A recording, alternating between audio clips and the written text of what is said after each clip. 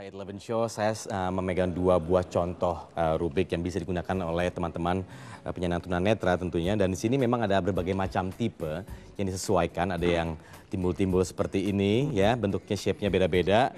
Dan ada juga yang betul-betul bentuknya berbeda. Tapi saya akan berbincang lebih banyak dengan Rafiq ya. Rafiq, saya lihat Anda tidak bisa lepas dari Rubik ya. Tapi emang ketertarikan Anda dengan Rubik ini memang dari dulu atau bagaimana? Sebetulnya waktu saya masih bisa lihat sebelum umur 12 tahun pernah ketemu dengan Rubik, tapi belum bisa menyelesaikannya. Bahkan justru ketika saya sudah tunanetra malah bisa menyelesaikannya. Oke. Tapi akhirnya terus dicoba belajar dan sekarang sudah ya istilahnya jago begitu ya. Wah, dia Raja Rubik kita tuh. Raja Rubik ya. Tapi apa sebenarnya yang membuat Rafiq tertarik dengan Rubik ini sehingga akhirnya menekuni di sini?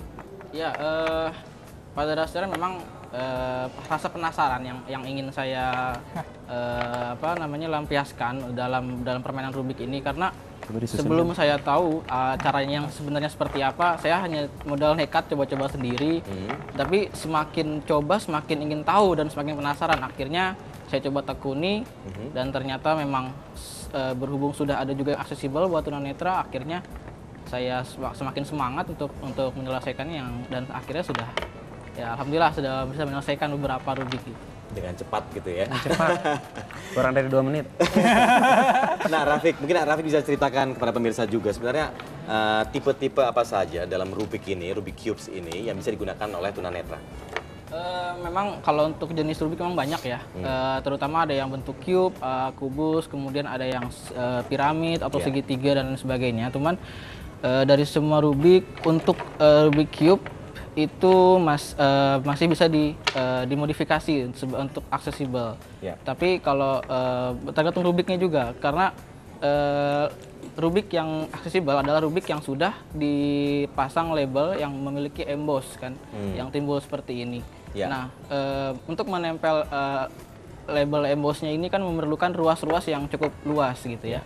Nah, semakin banyak jumlah bilangan puzzle pada Rubik ini, ada juga yang semakin tipis, akhirnya itu menyulitkan untuk menempel. Jadi sejauh ini yang sudah dapat dilabelkan dari Rubik jenis 1x3, 2x3, 2x2 yang seperti saya pegang ini, 3x3 dan 4x4. Oke, ini mungkin bisa di close up juga nih ya. Tolong teman-teman mungkin dari teman-teman kameramen. Nah, ini salah satu contohnya. Ini yang dijelaskan oleh Rafiq tadi yang diberikan label begitu dengan berbagai macam bentuk. Contohnya seperti ini bentuknya, bujur sangkar, kemudian ada segitiga, kemudian ada tanda plus begitu, kemudian ada 2 baris titik-titik, ya.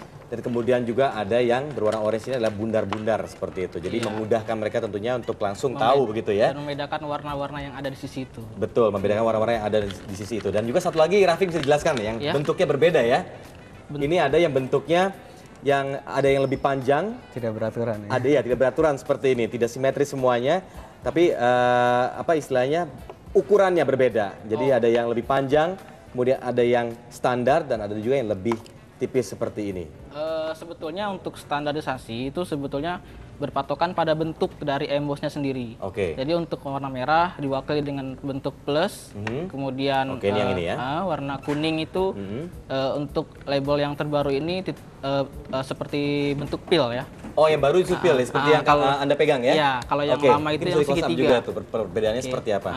Kemudian untuk warna hijau, itu yang baru sekarang ini segitiga. Oh, hijau justru segitiga yang baru ya? Tadinya di saya kuning ini di sini. Yang hijau itu warna kotak yang lama. Nah, kemudian untuk biru ini kalau kita bilang sama dengan, ya, tanda sama dengan. Tanda sama dengan. Dan untuk putih sengaja kita poloskan atau warna hitam.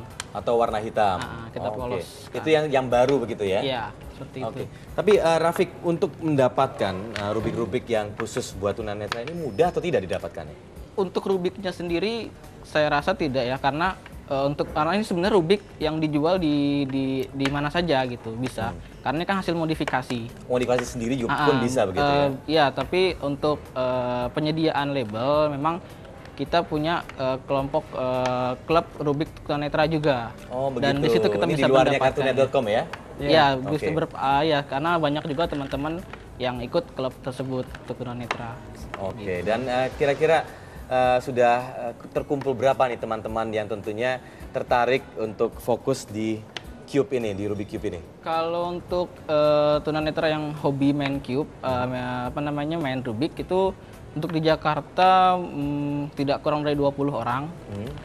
Kemudian di Bandung sekitar ada 10 orang.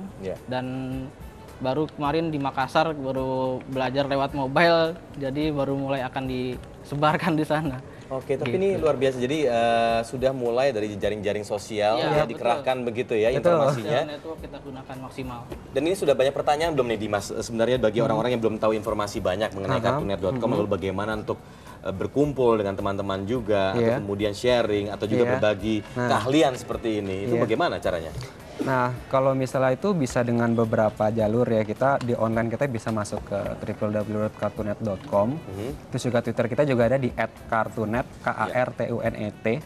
Atau bisa datang nanti ke Kartunet Spirit Home. Kita sekretariat baru, masih berantakan sih belum ini. Baru tidak apa-apa. Iya, kita baru nih 2012 ini itu ada di daerah Jagakarsa, Jakarta Selatan. Oke. Iya. Dan bagi mereka yang ingin langsung bisa lewat Twitter kan di @kartunet.com. @kartunet saja. @kartunet. Kemudian di websitenya www.kartunet.com. Ya. Kok telepon mungkin bisa? Telepon mungkin ada di website kami, bisa di dilihat di website ya? situ.